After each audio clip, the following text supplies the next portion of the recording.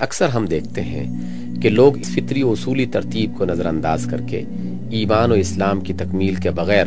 تقوی و احسان کی باتیں شروع کر دیتے ہیں، اور اس سے بھی زیادہ افسوسناک یہ ہے کہ بالعموم لوگوں کے ذہنوں میں ایمان و اسلام کا ایک نہایت محدود تصور جاگزیں ہے۔ اسی وجہ سے وہ سمجھتے ہیں کہ محض وضع قطع، لباس، نشست و برخاست، اکل و شرب اور ایسی چند ظاہری چیزوں کو ایک مقررہ نقشے پر ڈھال لینے سے تقوی کی تکمیل ہو جاتی ہے، اور پھر عبادات میں نوافل و اذکار، اوراد و وظائف اور ایسے ہی بعض اعمال اختیار کر لینے سے احسان کا بلند مقام حاصل ہو جاتا ہے۔ حالانکہ بسا اوقات اسی تقوی اور احسان کے ساتھ ساتھ لوگوں کی زندگیوں میں ایسی صریح علامات بھی نظر آتی ہیں جن سے پتہ چلتا ہے کہ ابھی ان کا ایمان ہی سرے سے درست اور پختہ نہیں ہوا۔ یہ غلطیاں جب تک موجود ہیں، کسی طرح یہ امید نہیں کی جا سکتی کہ ہم اسلامی اخلاقیات کے نصاب پورا کرنے میں کبھی کامیاب ہو سکیں گے۔ لہذا یہ ضروری ہے کہ ہمیں ایمان، اسلام، تقوی اور احسان کے ان چاروں مراتب کا پورا تصور حاصل ہو، اور اس کے ساتھ ہم ان کی فطری ترتیب کو بھی اچھی طرح سمجھ لیں۔ ایمان، اس سلسلے میں سب سے پہلے ایمان کو لیجئے، جو اسلامی زندگی کی بنیاد ہے۔ ہر شخص جانتا ہے کہ توحید و رسالت کے اقرار کا نام ایمان ہے۔ اگر کوئی شخص اس کا اقرار کرے تو اس سے وہ قانونی شرط پوری ہو جاتی ہے جو دائرہ اسلام میں داخل ہونے کے لیے رکھی گئی ہے، اور وہ اس کا مستحق ہو جاتا ہے کہ اس کے ساتھ مسلمانوں کا سا معاملہ کیا جائے۔ مگر کیا یہی سادہ اقرار جو ایک قانونی ضرورت پوری کرنے کے لیے کافی ہے؟ اس غرض کے لیے بھی کافی ہو سکتا ہے کہ اسلامی زندگی کی ساری 6 منزلہ عمارت صرف اسی بنیاد پر قائم ہو سکے؟ لوگ ایسا ہی سمجھتے ہیں، اور اسی لیے جہاں یہ اقرار موجود ہوتا ہے وہاں عملی اسلام اور تقوی اور احسان کی تعمیر شروع کر دی جاتی ہے، جو اکثر ہوائی قلعہ سے زیادہ پائیدار ثابت نہیں ہوتی۔ لیکن فی الواقع ایک مکمل اسلامی زندگی کی تعمیر کے لیے یہ ناگزیر ہے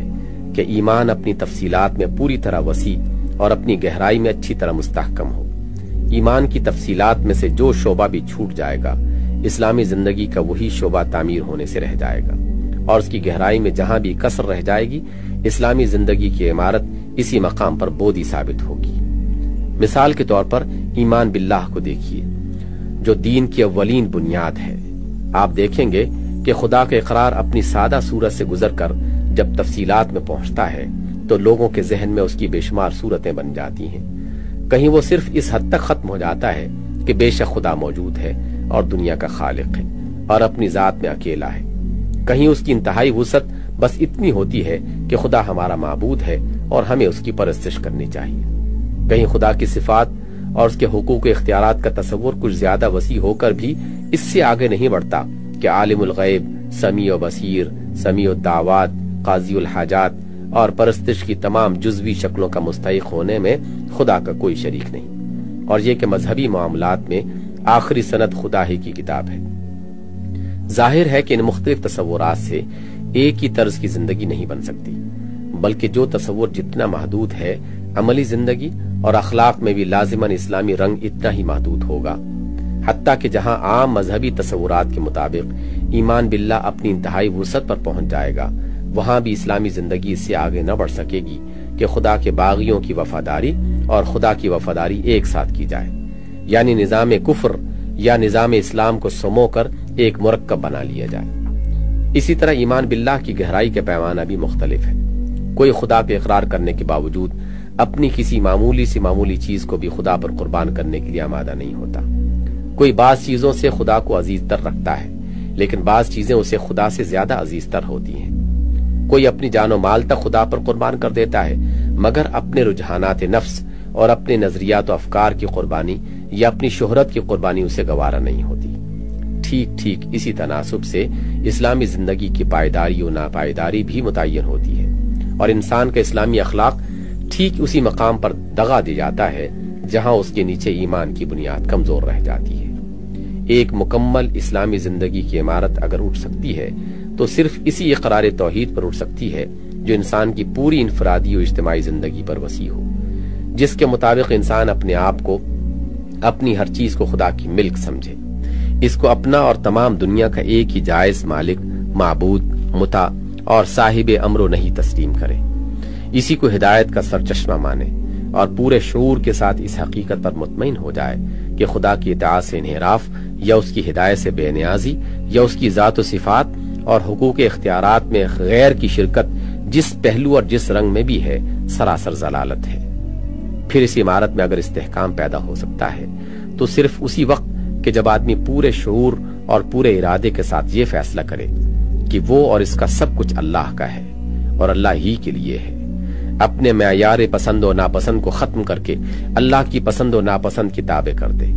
اپنی خود سری کو مٹا کر اپنے نظریات و خیالات، خواہشات و جذبات اور انداز فکر کو اس علم کے مطابق ڈھال لے جو خدا نے اپنی کتاب میں دیا ہے، اپنی تمام ان وفاداریوں کو دریا برد کر دے جو خدا کی وفاداری کے تابع نہ ہوں بلکہ اس کے مد مقابل بنی ہوئی ہوں یا بن سکتی ہوں، اپنے دل میں سب سے بلند مقام پر خدا کی محبت کو بٹھائے اور ہر اس بت کو ڈھونڈ ڈھونڈ کر اپنے نہان خانہ دل سے نکال پھینکے جو خدا کے مقابلے میں عزیز تر ہونے کا مطالبہ کرتا ہو، اپنی محبت اور نفرت، اپنی دوستی اور دشمنی، اپنی رغبت اور کراہیت، اپنی صلح اور جنگ، ہر چیز کو خدا کی مرضی میں اس طرح گم کر دے کہ اس کا نفس وہی چاہنے لگے جو خدا چاہتا ہے اور اسی سے بھاگنے لگے جو خدا کو ناپسند ہے۔ یہ ہے ایمان باللہ کا حقیقی مرتبہ، اور آپ خود سمجھ سکتے ہیں کہ جہاں ایمان ہی ان حیثیات سے اپنی وسعت و ہمہ گیری اور اپنی پختگی و مضبوطی میں ناقص ہو، وہاں تقوی یا احسان کا کیا امکان ہو سکتا ہے؟ کیا اس نقص کی کسر داڑھیوں کے طول اور لباس کی تراش خراش یا صبح گردانی یا تہجد خوانی سے پوری کی جا سکتی ہے؟ اس پر دوسرے ایمانیات کو بھی قیاس کر لیجیے۔ نبوت پر ایمان اس وقت تک مکمل نہیں ہوتا جب تک انسان کا نفس زندگی کے سارے معاملات میں نبی کو اپنا رہنما نہ مان لے اور اس کی رہنمائی کے خلاف یا اس سے آزاد جتنی رہنمائیاں ہوں ان کو رد نہ کر دے۔ کتاب پر ایمان اس وقت تک ناقص ہی رہتا ہے جب تک نفس میں کتاب اللہ کے بتائے ہوئے اصول زندگی کے سوا کسی دوسری چیز کے تسلط پر رضامندی کا شائبہ بھی باقی ہو، یا اتباع ما انزل اللہ کو اپنی اور ساری دنیا کی زندگی کا قانون دیکھنے کے لیے قلب و روح کی بے چینی میں کچھ بھی کسر ہو۔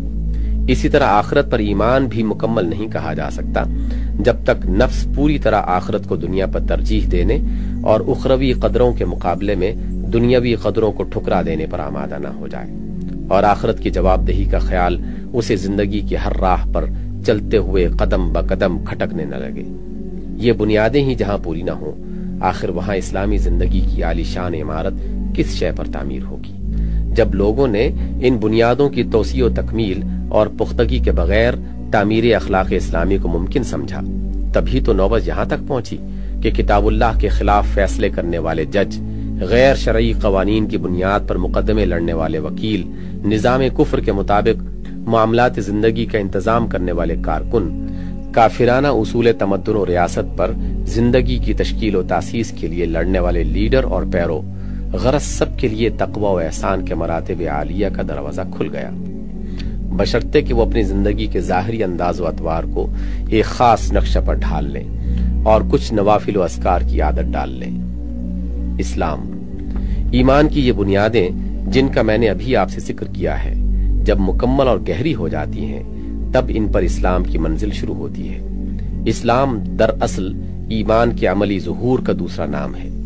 ایمان اور اسلام کا باہمی تعلق ویسا ہی ہے جیسے بیج اور درخت کا تعلق ہوتا ہے۔ بیج میں جو کچھ اور جیسا کچھ موجود ہوتا ہے وہی درخت کی شکل میں ظاہر ہوتا ہے،